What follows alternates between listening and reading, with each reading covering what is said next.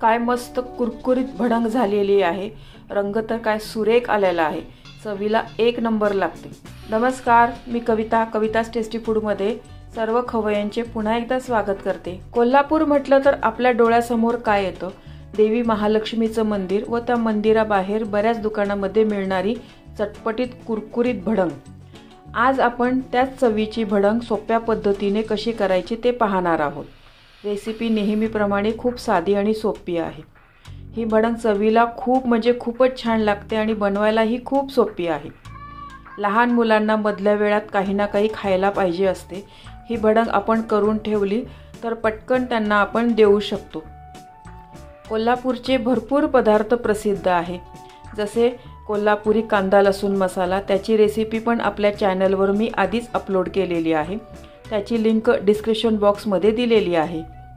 कोल्हापूरचा तांबडा पांढरा रस्सा, कोल्हापुरी झणझणीत कटवडा यांची रेसिपी पण लवकरच अपलोड करणार आहे।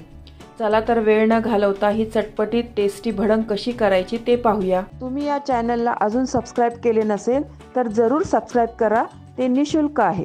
त्यासाठी मी हे कुरमुरे घेतले आहे। पाव किलो कुरमुरे आहे बघा। हे भडंगचे कुरमुरे ना असे मिळतात बघा। हे बुटके आणि जाड असतात थोडे कुरमुरे। हे कुरमुरेवाल्याकडे सहज इझिली मिळतात हे कुरमुरे।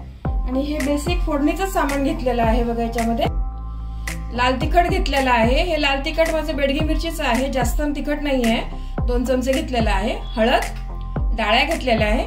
लसूण, ह्या लसूण 15 ते 20 पाकळ्या नुसते आपल्या जोराच्या ठेचून घेतलेल्या आहे। शेंगदाणे, जिरं, मोहरी, धना जिरा पावडर, कढीपत्ता, हिंग, मीठ आणि पिठी साखर। मी कढई इकडे गरम करायला ठेवलेली आहे। त्याच्यात आपण आता तेल घालू। यामध्ये ना मी आता सर्वात आधी शेंगदाणे असे मंद गॅसवर छान कुरकुरीत करून घेणार आहे।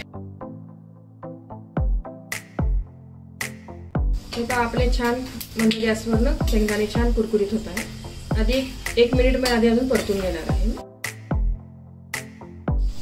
शेंगदाणे बघा आपले छान आता खरपूस भाजून झालेले आहे। मी एका डिश मध्ये काढून घेते। याच तेलामध्ये आपण आता डाळ्या पण थोड्याशा तळून घेऊया। डाळ्यांना जास्त नका तळू तुम्ही, 1 मिनिट तळा, कारण जास्त डाळ्या तळल्या ना तर मग कडक होतात डाळ्या। त्या डाळ्या बघा मी फक्त अर्धा मिनिट तळून घेतलेला आहे। आता काढून घेते। याच तेलामध्ये मी आता कढीपत्ता तळून घेते। कढीपत्ता तुम्ही जास्त घाला, छान लागतो कढीपत्ता जास्त घातल्यावर। कढीपत्ता पण बघा किती छान कुरकुरीत तळून घेतलेला आहे। हा कढीपत्ता पण मी आता एक डिश मध्ये काढून घेते। आता आपण फोडणी तयार करूया। त्यामध्ये मी आता मोहरी घालते आधी। मोहरी छान फुलली पाहिजे मस्त। आता यात मी जिरे घालते। जिरे मोहरी ना तुम्ही छान फुलू द्या आणि मगच दुसरे पदार्थ घाला त्याच्यात। आता हिंग घालते। यामध्ये मी आता लसूण घालते, ठेचलेला लसूण। हा लसूण ना आपल्याला छान कुरकुरीत होईपर्यंत तळून घ्यायचा आहे। मंद आचेवर चांगला तुम्ही याला कुरकुरीत करून घ्यावा। लसूण पहा आपला छान मस्त गुलाबी झाला आहे। असंच लसूण तुम्ही कुरकुरीत करून घ्या। जर मऊ ठेवला ना तर मग भडंग चिमून जाईल, अशी कुरकुरीत राहणार नाही तुमची भडंग अशी। यात मी थोडं धना जिरा पावडर घालते, हळद आणि हे 2 चमचे लाल तिखट घालते। आता यामध्ये आपण हे तळलेलं सर्व घालूया आधी। हे पण सर्व हे मसाल्यांमध्ये मिक्स करून घेऊ। आपली मस्त फोडणी तयार झालेली आहे, छान मस्त कुरकुरीत झालेली आहे बघा ही। आता यामध्ये मी हे कुरमुरे घालते। कुरमुरे या मसाल्यामध्ये छान मिक्स करून घ्या तुम्ही मस्त। सगळा मसाला कुरमुऱ्यांना छान लागला पाहिजे। हे पहा मी मस्त मसाला सर्व कुरमुऱ्यांना चोळून घेतलेला आहे। आता यामध्ये मी चवीपुरतं मीठ घालते आणि साखर घालते। साखर तुम्ही तुमच्या आवडीप्रमाणे कमी जास्त करू शकता। हे पण आता मी पूर्ण छान मिक्स करून घेते। हे पहा आपली मस्त कुरकुरीत कोल्हापुरी भडंग तयार झालेली आहे।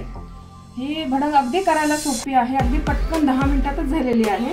अशी भडंग तुम्ही जर घरात करून ठेवली तर भूक लागली तर तुमच्या घरच्या लोकांना तुम्ही जेव्हा पाहिजे तेव्हा आपण देऊ शकतो। लहान मुलांना तर सारखी भूक लागत असते, तर अशी घरात करून ठेवा तुम्ही। तुम्ही ती नुसती तशी पण भडंग खाऊ शकता, पण कधी कधी या पद्धतीने पण करून बघा, खूप छान लागते, अगदी भेळसारखी मस्त। टोमॅटो, कांदा, तुमच्याकडे जर फरसाण असेल तर थोडंसं फरसाण याच्यावर। ही चिंच खजूरची चटणी आहे बघा, ही आपल्या चॅनलवर मी आधीच अपलोड केलेली आहे याची रेसिपी। याची लिंक मी डिस्क्रिप्शन बॉक्स मध्ये देईल। ही थोडीशी कोथिंबीर आणि थोडासा लिंबू। या पद्धतीने तुम्ही भडंग खाऊन बघा, खूप मस्त लागते। तुम्हाला ही रेसिपी आवडली असेल तर तुमच्या मित्रमैत्रिणी आणि नातेवाईकांबरोबर शेअर करा, व्हिडिओला लाईक करा व चॅनलला सबस्क्राईब करा, रेसिपीला कमेंट्स करा। तुमच्या कमेंट्स वाचायला मला फार आवडतात। तुमच्या लाईक्स आणि कमेंट्समुळे माझा उत्साह वाढतो आणि नवनवीन व्हिडिओ बनवण्यासाठी प्रोत्साहन मिळते। त्याचबरोबर तुम्ही मला फेसबुक, इंस्टाग्राम आणि पिनट्रेस्टवर देखील फॉलो करू शकतात, त्यांची लिंक डिस्क्रिप्शन बॉक्समध्ये दिलेली आहे। तुम्ही ही रेसिपी कोणत्या गावातून पाहताय तेही सांगा। तर पुन्हा भेटूया एका नवीन रेसिपीसह, तोपर्यंत मस्त खा, काळजी घ्या, धन्यवाद।